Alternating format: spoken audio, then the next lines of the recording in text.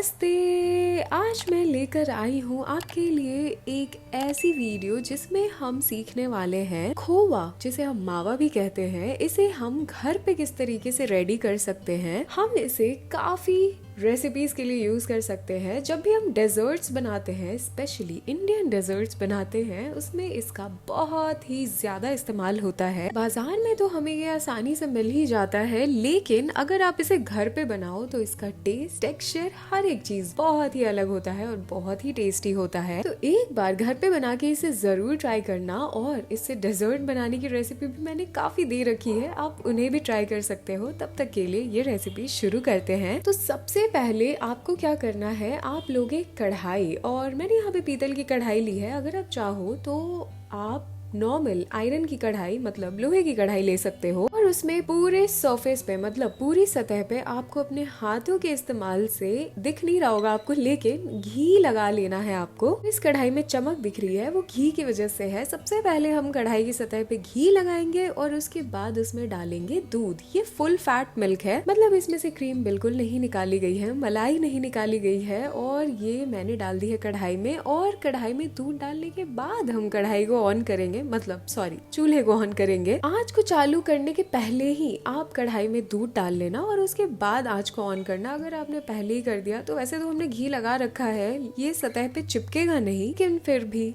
Safe side लेकर चलना चाहिए कि ये सतह पे ना लग जाए। यूजुअली क्या होता है, जब भी आप किसी बर्तन को आंच पे चढ़ा दो और उसमें दूध डालोगे तो वो नीचे सतह पे जरूर लग जाता है, और बाद में उसमें से जलने की स्मेल आती है कि पूरे दूध में, पूरे मावे में, जो भी आप बना रहे हो उसमें आने लगती है, जो कि हम नहीं चाहते।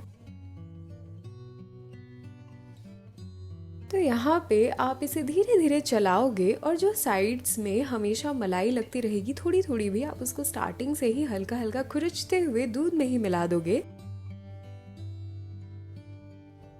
आपको दूध को लगातार चलाने की जरूरत तो नहीं है, लेकिन यहाँ पे हम इसे 2-2, 3-3 मिनट के गैप पे चलाते रहेंगे, क्योंकि सतह से और जो साइड में खुरचन होती है उसे निकालना बहुत जरूरी है। अदरवाइज क्या होगा, ज्यादा ड्राई हो जाएगी साइड की खुरचन, ज्यादा सूख जाएगी, तो आपको बाद में परेशानी होगी उसे निकालने में। और बहुत ही हल्के हाथों से ही आपको ये करना है। अगर आपका बैलेंस बिगड़े कढ़ाई में तो प्लीज आप कढ़ाई को एक हाथ से जरूर पकड़ लेना। कपड़े की सहायता से कढ़ाई को जरूर एक साइड से आप पकड़ कर चलाना शुरू कर देना। अगर आपको लगे कि खुरचन ज्यादा ड्राई हो रही है और उसे निकालने में अगर आपको परेशानी हो रही है, तब मैं ये टिप आपको दे रही हूँ।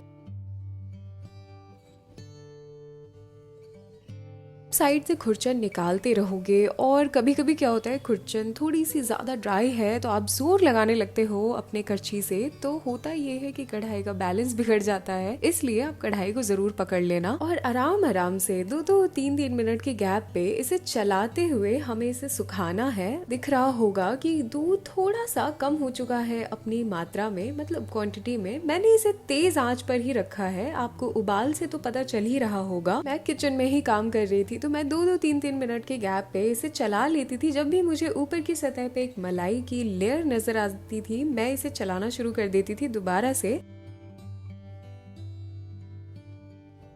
उसी तरीके से आप भी ये काम करोगे। जब भी आपको मलाई नजर आने लगे, आप इसे अच्छे से चलाओगे। जैसा कि आप यहाँ देख सकते हो, एक बलून जैसी मलाई है और मैं उसे फोड़ते हुए इसे चला रही हूँ। को इसी दूध में मैं मिक्स कर दे रही हूँ, ताकि ये मावा बहुत ही सॉफ्ट और क्रम्बली टेक्सचर का बने, और ये बहुत ही अच्छे तरीके से इसमें फैट भी आ जाता है, मतलब घी भी आ जाता है मलाई की वजह से, जो कि इसे बाद में शेप देने में हमें मदद करती है, और ये हाथों से बिल्कुल नहीं चिपकता।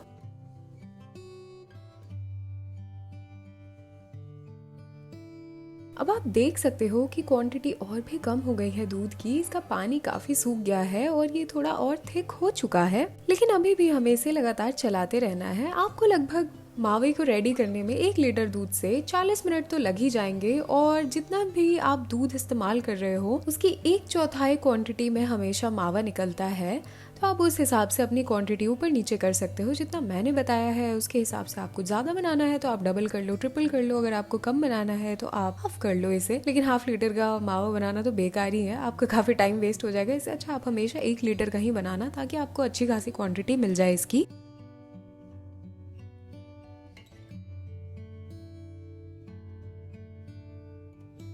अब आप आप देख पा रहे होगे दूध की क्वांटिटी और भी ज्यादा कम हो गई है और यहाँ पे ये काफी गाढ़ा हो गया है। ये जो पॉइंट है यहाँ पे बहुत ही कम मॉइस्चर बचा है दूध में, तो यहाँ पे आपको आंच को अब मध्यम या फिर सबसे धीमी पे कर देना है। अगर आपने यहाँ पे तेज आंच पे रखा तो आपको काफी प्रॉब्लम होगी, क्योंकि आपको काफी तेजी में इसे चलाते रहना पड़ेगा और हो सकता है आपके हाथों में दर्द हो जाए। और आप 1 सेकेंड या 2 सेकेंड का भी गैप लोगे तो मावा जल सकता है नीचे से। कढ़ाई को थोड़ा खुरचते हुए इसे चलाना है, क्योंकि ये जो पॉइंट है यहाँ पे पानी बहुत कम है दूध में, तो ये तुरंत कढ़ाई से लग जाएगा। इसलिए आंच का ध्यान आप बिल्कुल रखोगे कि वो मध्यम या धीमा हो। आंच पर आपको बिल्कुल नहीं रखना है इस पॉइंट पे।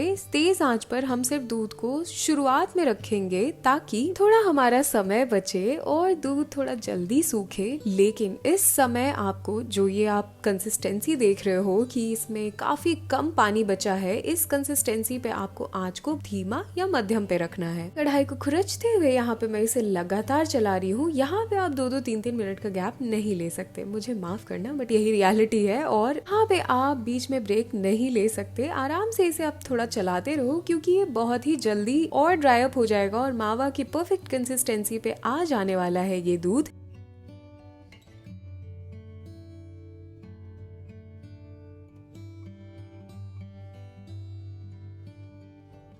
तो क्या आपको 2-3 मिनट बाद ही दिख रहा है यहाँ पे लगातार चलाते हुए ये कितना गाढ़ा हो चुका है और ये बिल्कुल परफेक्ट कंसिस्टेंसी है, क्योंकि इसने कढ़ाई की सतह को छोड़ना शुरू कर दिया है।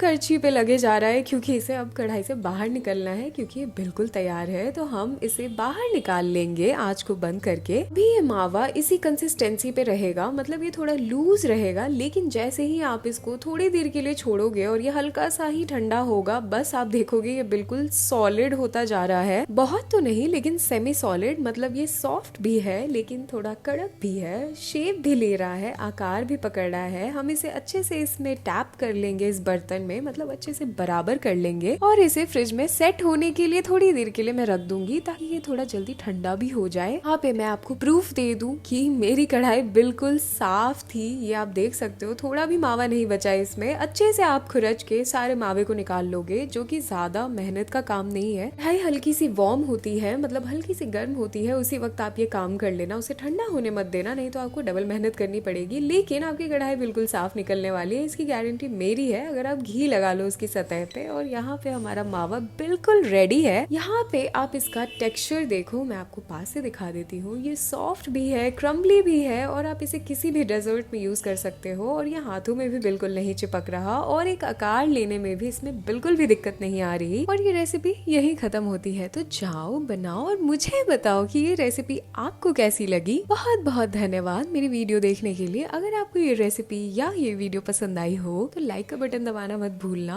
और मैं ऐसी रेसिपी और यूजफुल वीडियोस के साथ हर हफ्ते आती रहूंगी, तो मेरे चैनल को सब्सक्राइब करना मत भूलना। तब तक के लिए बाय बाय।